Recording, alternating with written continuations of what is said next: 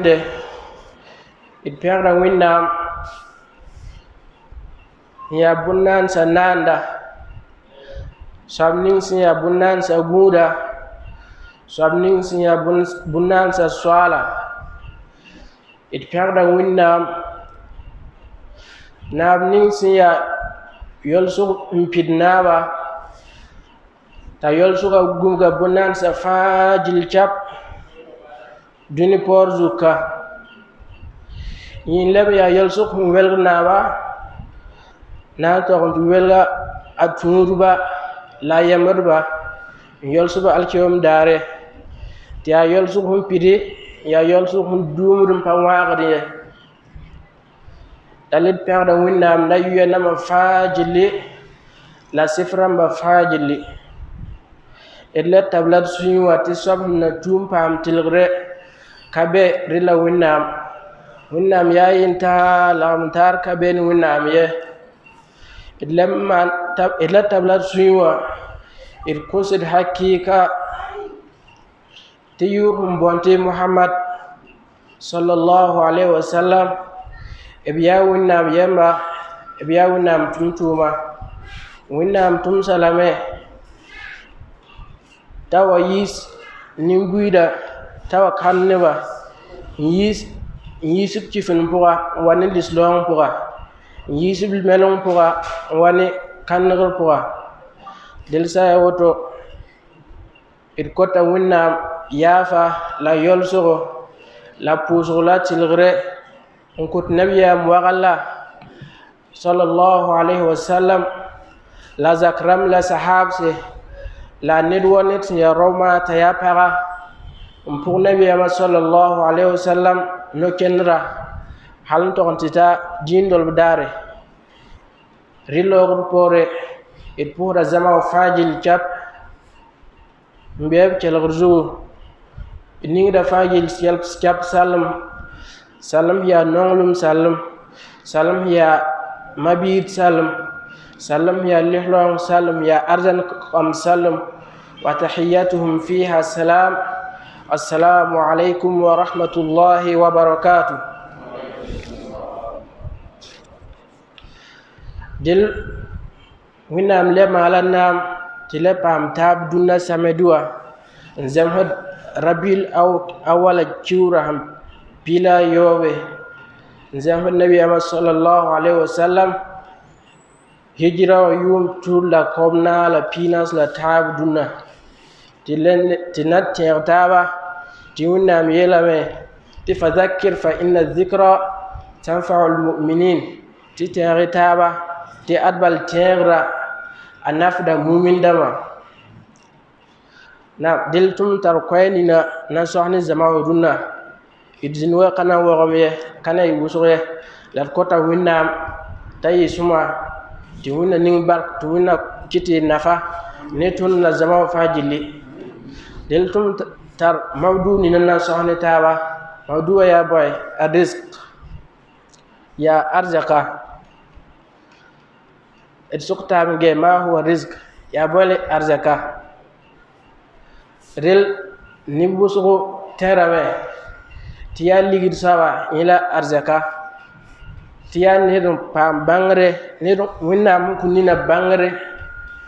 n yaa bãng bɛdr soaba yẽ la arzaka. Tɩ neb sã na get tɩ yaa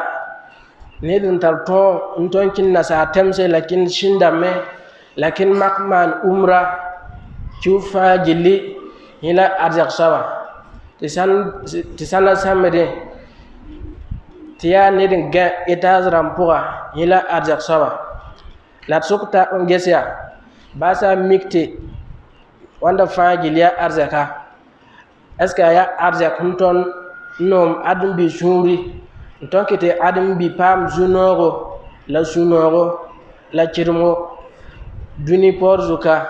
wakat la wakat fãa gill bɩ. D na n mikame tɩ ka woto ye. Dẽl arzak sẽn gub yɛl bãmba fãa gilli tɩ ãdem-bi sã n paame a dũni malgame, a paama dũni la n paam laasr arzak fãa gill n na taaba yẽ la bõe? Al-iman, yaa limoongo. aywa del limon to kite armi pam duni arzaka ta sunno wakat fa jilli lem pam lahar arzaka ima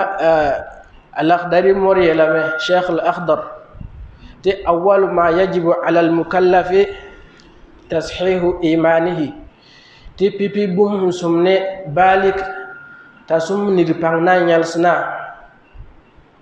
ya limon ta limon santar base ba wis minga na limon tipo dil nabiyam sallallahu alaihi wasallam dara yimlat atuta wa ina sahabs wa nina sahabsi sayyidina Umar la Abubakar la Usman nte do hotanga te tanga digmi tanga yesa min digmi waratum vikam lui nabiyam sallallahu alaihi wasallam ngomni tanga yate usbut ya Uhud te garu min keke mal shugla garu min keke ti ka duni yikin taye ti ya nabiyam sallallahu nabiyam be tabfo ya nabiyam tabfo la sirkuta la neba yibhun zab jihade inki bami la boy ya Abubakar la Usman la Ali khulafa ar-rashidun dama dil nabiyam sallallahu alaihi wasallam tara sahaba yimrti bonte Abdullah bin Mas'ud dara yimr li nabiyam yata atos tamarutiya andutiya sahabza fajil puso lado bala yanin valanga ayani dia rakoya ya nimbila akatari nyinge ti sahab salla akarsa ya balum kelum nabi sallallahu alaihi wasallam yel sahab saya ya bon kiti yam puslaro adinin na yam lada ya nyawa daraja winna nenge abelum yida ohotanga hijima fa jilli inkinga makami ohotanga belum nzem toto bala nze abel ma yira lagam ta FM antenne del irbanti winnam alkiyom dare winnam hananti pes tum samawala tum tuta ya limon ramma bam nam pos bene irbanti winnam kilowa kana sa dam fabrique kashinam fabrique rakar katoen daye duni raka berber fa jilli hala kam ligdi katomal affaire ti derab ti yela pam malre ti bamte pam lo ti pam argent passeport ti che ayo ya limon dama tom poso yel kanga adum bi san katal limon akatal daraja ba fay winnam nenge ton sanan taxi dunwa cré sing yaba adum wata duna ithanan karm histoire damma sing nabiyam damma la duni daka berbera la win zotuba wat mikdawe tiya win zotuba bamla todima bam pam posogore la winnam yolsogo dunika la lahare iblimo bati pam shunogre pam duni arzaka ntirmi dunika la lahare النبي صلى الله عليه وسلم يلتون حديث بوا تي عجبا لأمر المؤمن تبام أنا يلسو المسغو ني لما صاب يله إن أصابه شرا صبر فكان خيرا له وإن أصابه خيرا صبر فكان خيرا له النبي صلى الله عليه وسلم يلتون تي معنا يلسو الغمني ni sir kot yele ni win zot yele wen bud fa santi pama la mal suguri mitiya boy mitiya winin wane talum san pama amiti ya winin botin yitalga saya bara amiti ya winin yiwinam nange nan zarban gese yalun kwa ahake yalun kwa nima siyalim nima bedre ha tamal suguri mpam nima kanga dil dunatun zamanin watun mikamati nebisana zizi yati zagal dam yella wa wina malti bam ya talsa ti zagal dam yella kazalim ye ti kazalim ye dila tun mi yiki ntu bo iriyala saya dil gom kanga ya gom bedre ti tun ni tab gonna kamiya valere e kamiti ya kifin gom ye nidun gom yawa asob bubang tasob ka kusiti winnam tara tongo nton ndika yam moto nonga nkwa arzaka talebra kare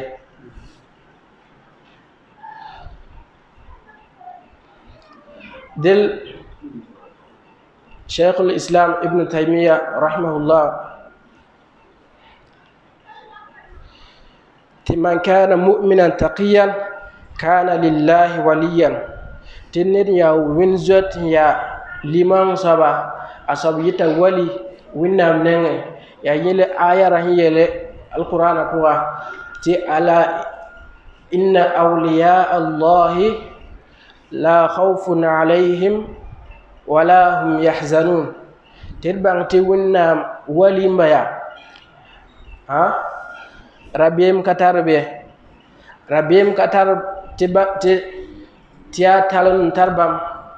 ti bioyel nawa bam nenge ti katon malgye dar fa jilli ibtara yaqin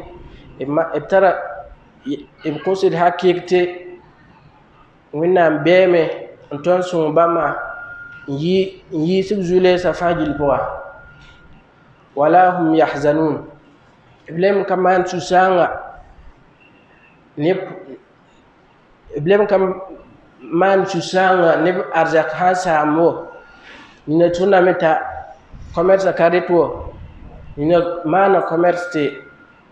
ligra pa ruso pama arzak ruso kapamo aye kaman nasob yel solumne kaman susang nay ha dilya winam walimba ebsifla woto alladhina amanu wa kanu yattaqun nibni sim ko sirne winam labjot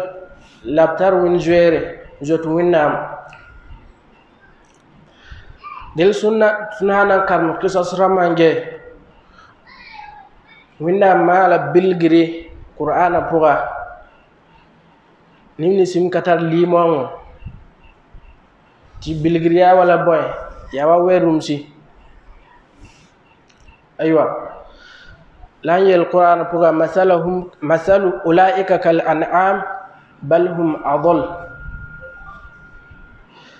nebla ni simun ka zotu winna maya nka consid hakika ti winna ton yol sabam yelle ton mal bam yelle e bilgriya wa dumsi bal hum adall te kawoto e melunga min jira bamma yari la wina mal wala win hun ku net bangre takarika bangra nan tas newa karika bangra na naf bure la yatiya masalul ladzina humilu tawrata ya yahudam zamane wina mun kunini su tawrat gafa tim karikin tum ya karikin bo wina be haya كمثل الحمار يحمل أسفارا إبلغيرا وبانهو غفرا مچين بلا تكتر نافني بانغاي تلر كوتا وينام تايستون باما بوغا وينا كودلي بانغو أتنسى أن تحسن جي قرآن هو أن أسلوب لنا وأن نوكن لنا نبني سبهيا مبامو جنو جوني بورزوكا جوني kane est ce que ya arzak rembi biya bangirbi biya andama irwatu mikame tiya limon rama bam sit paame winnam yara mpam sunogre mpam sekum menga ni bilfnina winnam hun kubama ti zuno ne bam la sunogo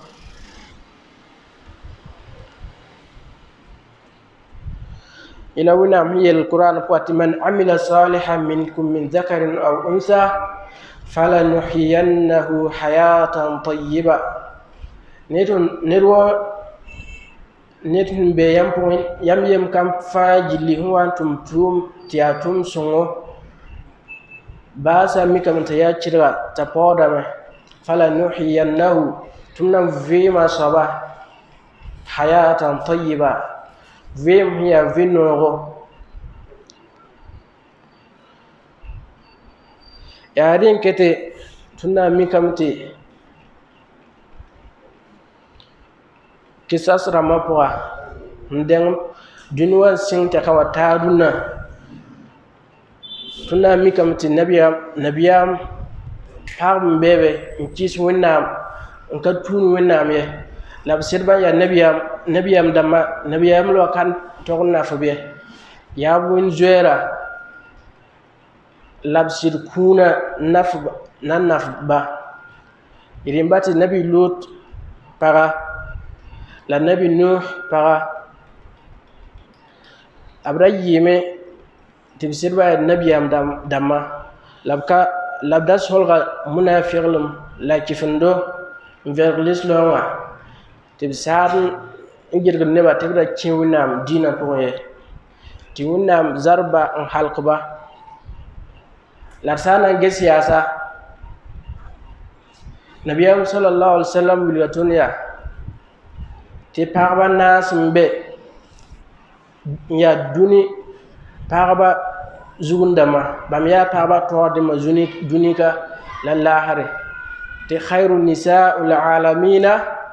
arba jil pipi ya nabiyam sallallahu alaihi wasallam para bonta khadija bintu khuwailid yibun saba ya nana maryam la asiya bintu mazahim tam saba ya nabiyam sallallahu alaihi wasallam bipur bonte fatima nan saba ya maryam bintu imran azizi mawa anabi isa mawa la tun sana ge bamma sira dam pour la histoire dam pour tun watin mikametia limon nkiti pam darage bedre winna nenge ibtum sumawala min zuera limon ambati winna kubam darage kanga tebna yiduni jil pawa tordima del pipi inanden kinga na khadija bintu khuwailid ngese ya bonna fam bebe te dikan ko ta sal taba untumna naftaba del tote nabiyam nan kaleb nabiyama sallallahu alaihi wasallam a khadija drayimiya paqiya commerça nata ligid suma asira ci min baha timak zum da man fajili rakabera fa ni bera fajili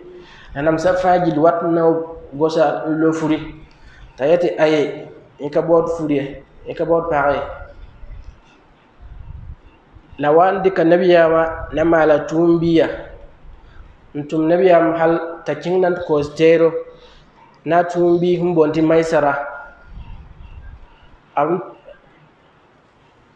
am tonti ta sham kostera le lawa mak la maisara ndik nabiyama sallallahu alaihi wasallam yala ntos khadija ngulita ya baham yam sawa aya bulkinne aka puyagda aya wen zota aya nimbal zota na bat ni bar ko toto ne amay sara ndikan tok se a khadija khadija yati o saya woto nyawana yimam nyawa so na yimam sida dili woto ne tibsidnan umtawa futawa ti winam barku fura tibdo kam suma nabiyam sallallahu alaihi wasallam kama fajili ya khadijat pura sanka biyen bala yimla ibrahim la sukta mi je dunna tun zaman kan nitbe min ton dik karim biya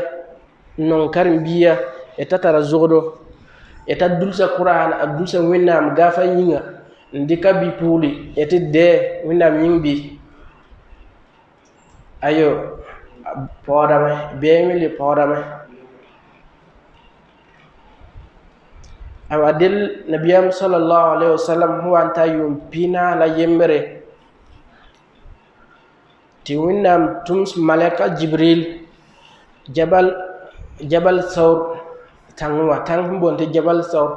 abe mak bene makiran woto ti bokum bebe ti bon bokati ghar hira nabiyam da yimin cinbe turu winnam li dara yemir ramadan ciwa puga li winnam tums malaka jibril tarik nabiyam luma wa ni nabiyam nu malaka hanta atamwa mabu nabiyama sher nabiyama nwe kasuma ndikim baha nora tabo il nabiyam ti iqra eta karme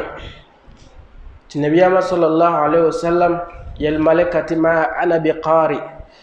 timam ya iletre mam kami koronge nayi wan karme ma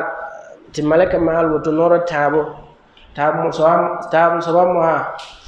nabiyama alaihi salatu wassalam li malaika yel nabiyama ti iqra bismi rabbikal ladhi خلق الإنسان من علق اقرأ وربك الأكرم الذي علم بالقلم علم الإنسان ما لم يعلم ميما يلم تيا آية دمنو لنسيري نبي صلى الله عليه وسلم بدارة تبونتي صدر سورة العلق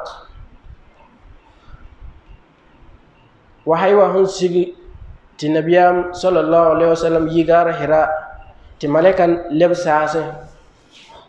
ti nabiyam sallallahu alaihi wasallam gurgi nan leb yiri wata nci zakin mbola khadiga ti zammiluni ti sunwi mam ni fugabra sunwi mam pilimam fugabra ti waxodon tarmam ya yeso gumbe mi yel berde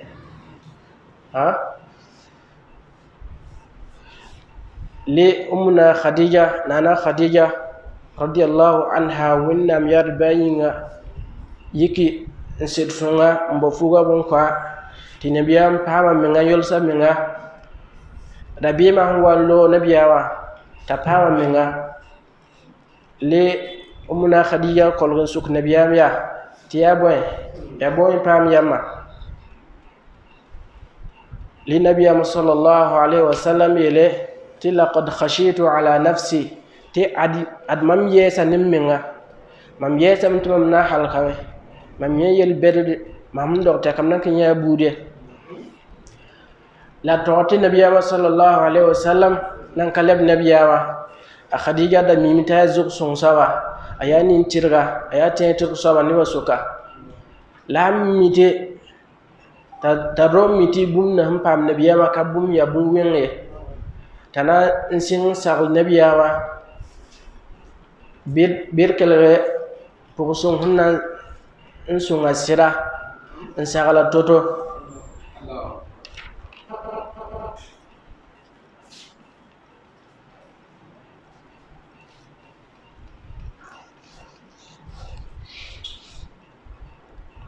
aywa del umuna khadija radiyallahu anha ayela nabiyamati wallahi la yukhzika Allah abada te ariyel ni na sun fama fo za dunna hindowa dunna yibewa kabum na sam fo sure kabum nambat fo pam halkir dunuka ye kabum na halku fo ye adiya suno kasan wat fo zuguya la nyit fo woto la yati innaka la tasil arrahim ad yelnina huwa unsig fo dunnawa anan yi sabab fo tokurogum yelani yi sabab fo tokurogum wo fo rogorba ntigum bura nora yemre sara yemre wa tahmilul kal fanassunga neba ntukub zibo wa taksibul ma'dum nirin katara fanassunga lame tapam yelge nirin kata diebo anayi sabat fo sunga tapam dete wa tuqri dhayf yelana yi sabab ya tifo tisan han sigfo tifo pam zinugzin kwa tapam yol samenga fana wawasan fana kusan dieb tare wa tu'inu ala nawa'ibul haqq fana sunga siddama fana buburiya sidan sun siddama te pami haqqi ripore te ummuna khadija radiyallahu anha tal nabiyama incinge asambil mbonto warakat bun nawfal nenge tibte tasiyella afan tasiyella li warakat bun nawfal yel ti nabiyam ya ti wallahi la yukhzika allah la wallahi khaza an-namus alladhi unzila ala musa ti yelnina han sigfo ma muhammad dunna ya yelnina han den sigfo siga annabi musa zaman ndo la fo yela na pampanga fo buda na din fom yis maka yi buri am sanke tumbe duni nan yal sa fo pore zawe tilislong pampanga pam cing tore del umuna khadija asifla wotone la para am pa diyu saba ya asiya bintu mazahim nabiyam sallallahu alaihi wasallam son param nismu lutun tiya duni parab ya paraba tordima asiya bintu mazahim asiya aye fir'aun para zaman kan net ka ben kan mi fir'aun ba ci fi ndama fa jilli ba fa ya ci fa mi fir'aun ya ninina dil asiya aya fir'aun da yinaba ta ya fir'aun premier dam ti bonti first lady ya fir'aun premier dam wakat nina fir'aun da bonnan ku nabi musa la para yelia tilla taqtuluhu asa an yanfa'ana aw nattakhidahu walada ti zaksawa bonde la suria tibbi kanga anayi bisu mbotira kwaye tete awana ftun bio mat fo tidek mal tiya yamma suntunne zakayala ma titun dik mal tayatun biya Allahu akbar del yiwoto te anabi musa gul fir'aun zakwa wale bedre wata rawa wa tiddawa ti winnam tumsa ta akan nimbida ta dik nabiyamul man taas neba li wakat kanga a asiya bangta asiya hungum ne winnam yella mimti winnam beme akon sira akamal sikna anabi musa ta ti winnam sirga yella gom qur'ana po ayati boy ago had winnam yati rabbi ibn li baytan fil janna wa najjini min fir'auna wa amali wa najjini min alqawmi adh-dhalimin tem sababu nim gotti lamya ti mero hiya ro humbe azana buga kuma la konsuma yismam fir'aun nuya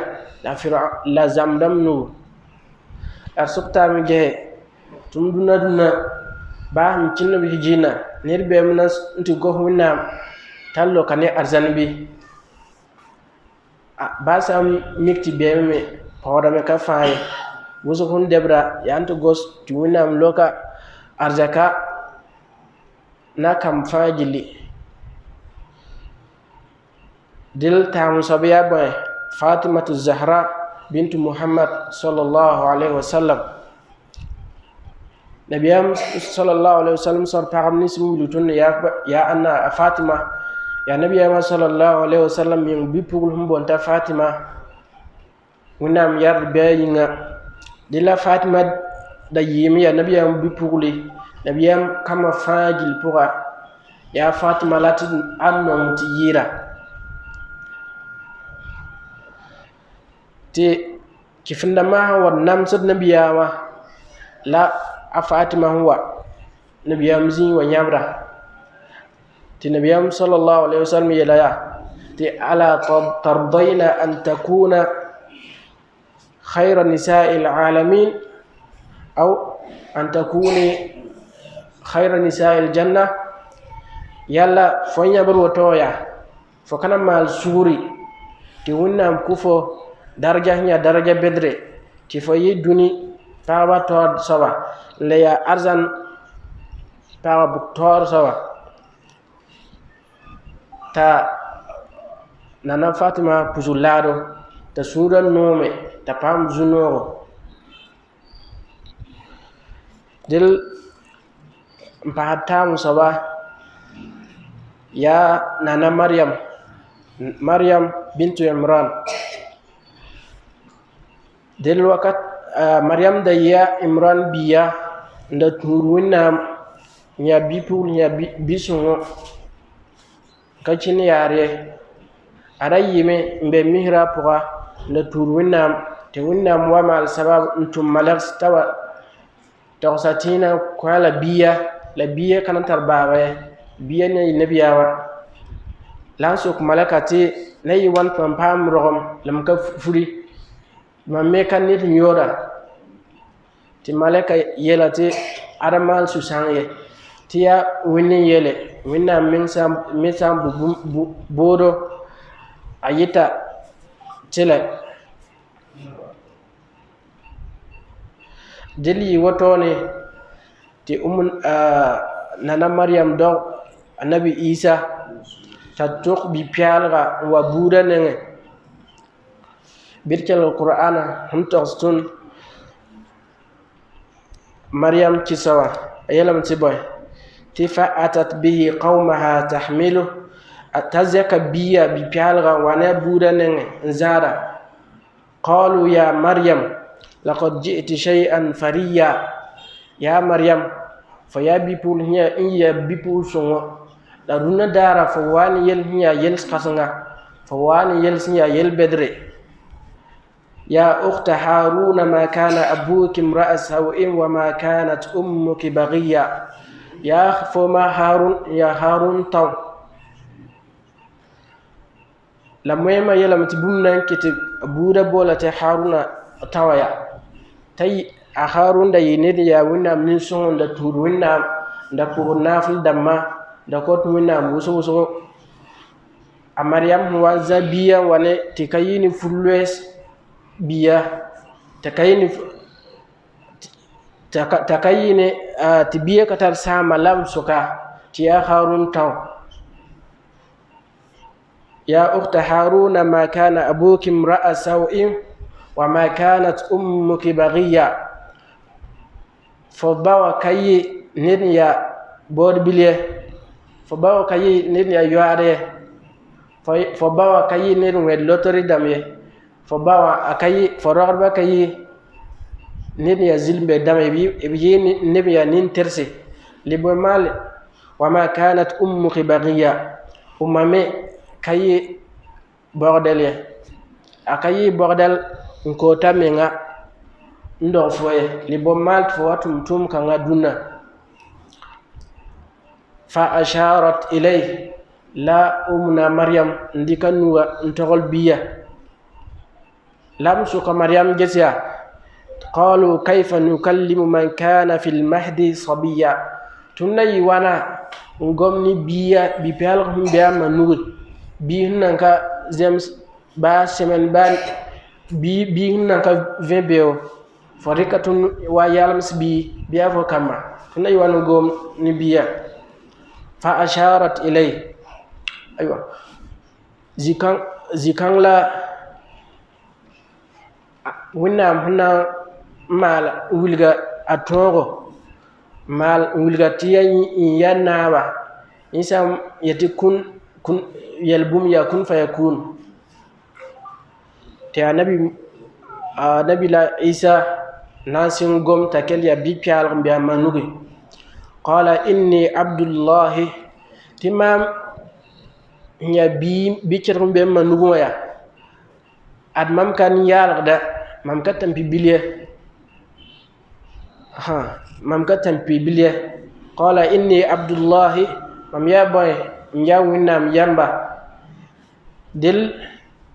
adim bi daraja bedre winam nenge asam pam taya winam yamba ti winam yarna ndika yati zagal yamam yamba ya daraja bedre dunika la alkiyom dare winam bola nabiyama sallallahu alaihi wasallam qur'ana puga ni yurbay ne abdullah abolamta abdullah ila yal qur'an puati boy wa annahu lamma qama abdullah lati ma kana muhammadun aba ahad min rijalikum walakin abdullah del yemudum ya daraja bedre winam ne ti nabi musa ta nabi la isa yele zamawa timam ya winam yamba qala inni abdullah atani alkitab winam kumam gafo ya injil gafo wa ja'alani nabiyya maltam yan nabiyawa wa ja'alani mubarakan aynama kunt mbat mam ya bark bi nya bark biya bi na yi bark biya mam sumwam be wakat la wakat fajili be jinna fajili mam ya bi ntar bark wa awsani bis salati winam sagala mam tim yiki nyals ne puso wa zakati lam yakzak ma dumtu hayya mam san ketum vidunika dum yiwoto wa barram bi walidati tim yikin ton kurogom lam zam dogorba lam za mdogda maryam lam zam mawa dil moyma yelatun saglatun ebga frampoa yatiboy tifo sawo be ni zulese tifa yala karite fo lebka tiya botar sumange nge fo rogba yelle toti fo yala sabab fo kanomo sure e kapan suno gore fo ka kutub haki ti zamri aywa wa barran bi walidati wa lam yaj'alni jabbaran shaqiyya winna bahmet mam sawo yiki nazam mawa zab ya zab sungo walam yaj'alni jabbaran shaqiyya winna kabat mam ya bor bilye winna kabat mam nayi swagete winna kabat mam ya boy mam nayi zubair sab dunika wassalamu alayya yawma wulidtu wa yawma amutu wa yawma ub'athu hayya la tilgirben mam wassalamu alayya yawma amutu wa yawma dani na mam nanci tilgirben mam dunika mam nan pama tilgire yi shaytan nugu dunika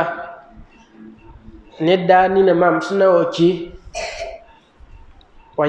yawma amutu wa yawma ub'athu hayya dani na wunam nan yigil kuna ma tinan kin alkiyom daren ti bubuda shaytan kun toma nan tilgam yi shaytan zibama fajili ذلك عيسى ابن مريم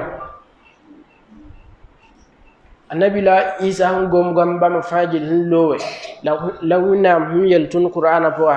ti zalika isa ibn maryam ti sifnina tun sonti lowa fa annabi isa asifa lawoto del gambama wilgame tunno asagana tunno tenin simiyati azeziya winam biya amma ya winam zeziya winam biya tiya ziri ya zilmbe gomne annabi isa yela kane tin ya winam yamma la winam yel tun kanti zalika isa ibn maryam ti isa ibn ya maryam biya asifla woto aya yamma winam yamma ka winam biya قول الحق الذي فيه يمترون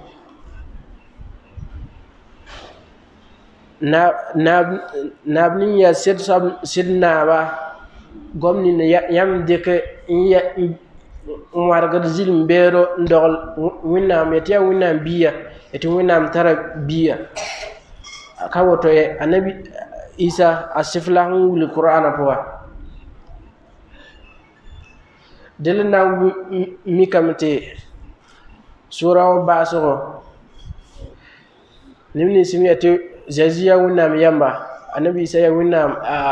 biya ayar yelam tiboy ti takadu samawati yatafattarna nimni sungom nka yesu winam nka zotu winam ntoen gom kanga ni normoya ti sasa min woto aye hadam nam pasron lui te tengonga min leye hadna par parse gom kanga yinga nebin yete jaziya annabi isa ya winam biya an da'u lirrahmani walada wa ma yanbaghi lirrahmani kasumne winam ya arrahman naba an yattakhiza walada tadik biya tadik ayyama mala biya subhanahu yalgum ben winam dilya wotone dile nabiyam sallallahu alaihi wasallam wulutun taban nasa ebsifla woto ebzogodo lab bam daraja winam nenge idnam mikam tiya tuma lab tume tib mérite tib sumne daraja kanga ni valeur kanga ti winam dekin koba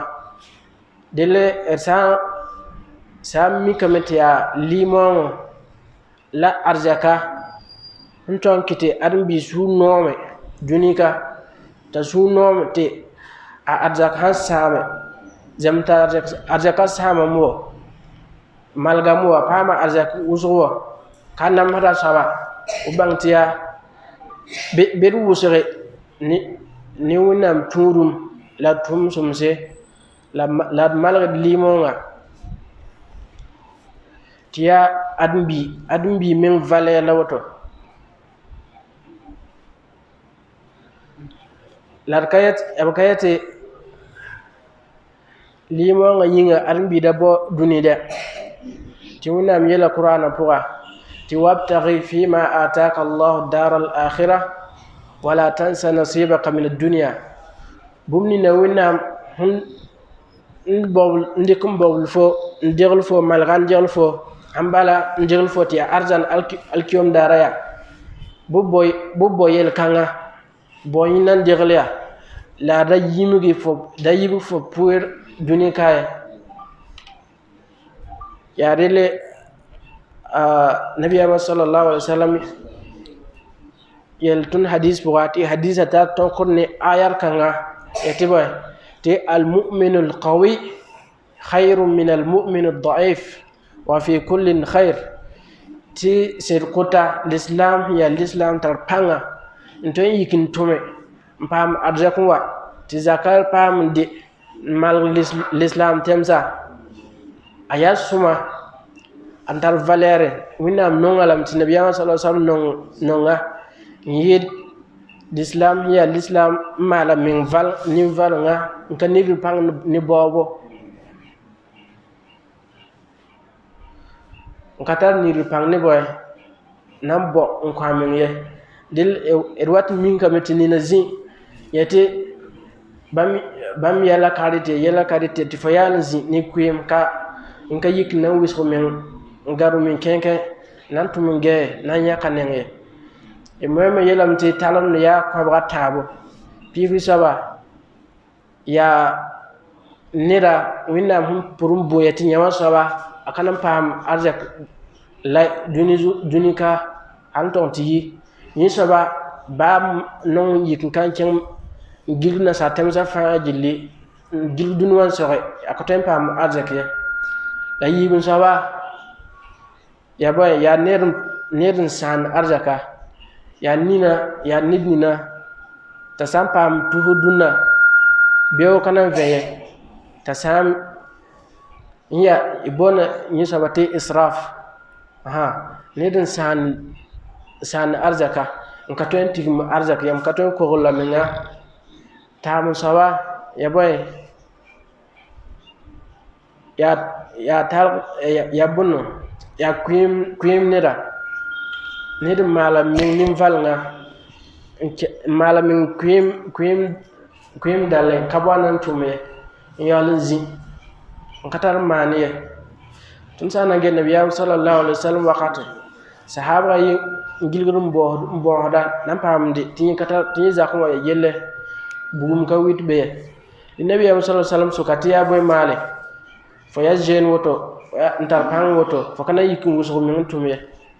te badal teka sahaba singa tuma wex dare nkote hal le arzaka ti zakaram pam dite ta geta paula kam suma hal ti sunom ni taba ti moyma sagal dunya ti mahma subiqta ila dunya fala tusbaqanna ila taqwa tiba fo mabi sawo fo zara mawo yam tenga dakaba apan deng fo ni dunwa pong toto e pama ligdi ya zak bedlemme e pinna nasa temse ndeng fo ni dunwa toto ya winin ko ba ya wina pure le la limo nga ziwa la win zoera ziwa rabati biir fo be nya nir panga fo nir pang ni sumse la limo la win zoere kiti foton pame arzaka winam nenge wina kiti dakon duni len ko laare del tun tar nantas dunna koy ni nantas zama ya woto inate ka woto etungom tizamse ikota wina ning bark la kutuna nafa la kutuna ayodo nkazamsme wina yafudo tiyatun bangran kataye